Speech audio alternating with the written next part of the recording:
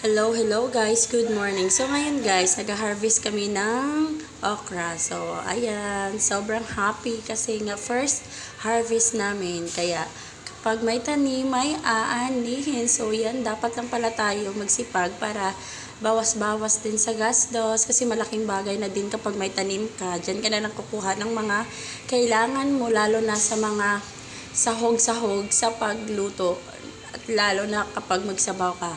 Kasi sa pagtatanim talaga, mabilis talaga siyang matubo kapag inaalagaan ng maayos, tapos dinidiligan ng maayos. Kasi sa amin guys, every day namin yan inaalagaan. Kaya pagka kuha namin yan ng dahon ng kamote, meron na naman siyang sibol pagkabukas. So ayan, kumukuha ko ng dahon ng kamote kasi ilagay namin sa prito na isda. So ayan, ang dami guys, oh. Ang dami pa yan dun sa kabila. So tamang kuha lang kasi may panglagay na tayo sa sabaw. So ayan, malaking bagay na din to at saka mas mas masustansya to kasi fresh from the farm, walang halong chemical. Meron din kami dyang sili, kalamansi, kaya nagtatanim talaga kami guys. Kasi dito, dollar. Yan, dollar. Mahal din kasi guys. Malaking tulong din yun kapag may tanim ka. Ayan, pinapakita ko po yung sitaw. Kasi mahaba na ang sitaw, gumagapang na siya. Char. Ayan, meron din kaming pipino, malunggay, at saka tanglad. So, ayan, kumuha ako ng malunggay, guys, kasi dagdag din namin doon pang sahog sa aming isda. Para maraming gulay, mas better, char. Kasi mas maraming gulay, guys. Maraming protina.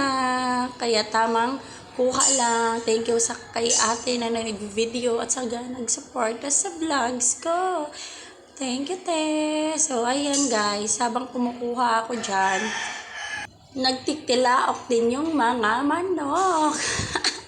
Tingnan mo yung babae, oh, wala pa yan suklay, oh, diba? Sino kanyan, be? Sino ka dyan kumukuha ng kamote?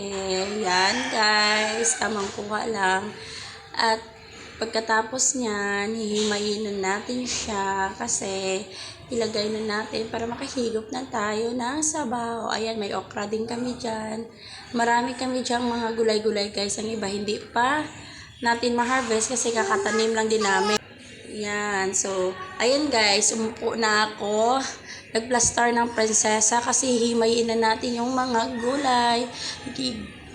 Diba? Ang daming mga gulay yung nakuha namin. Kaya, thank you Lord. Thank you sa kahit ganitong mga bagay. Pasalamatan din ito ako. Kasi kung hindi tayo magpasalamat, hindi tayo bibigyan ng magandang harvest. So, thank you.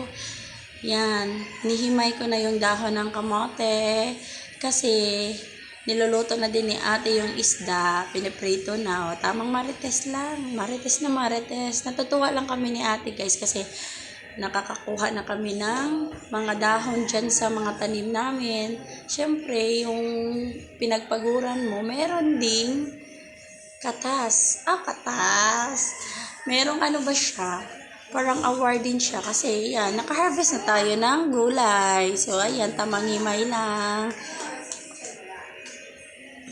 Tapos guys, habang naghihimay ako dyan, syempre naglalaba din ako doon sa rooftop.